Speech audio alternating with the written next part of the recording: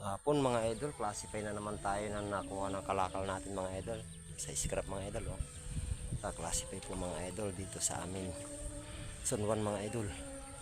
Thank you for watching.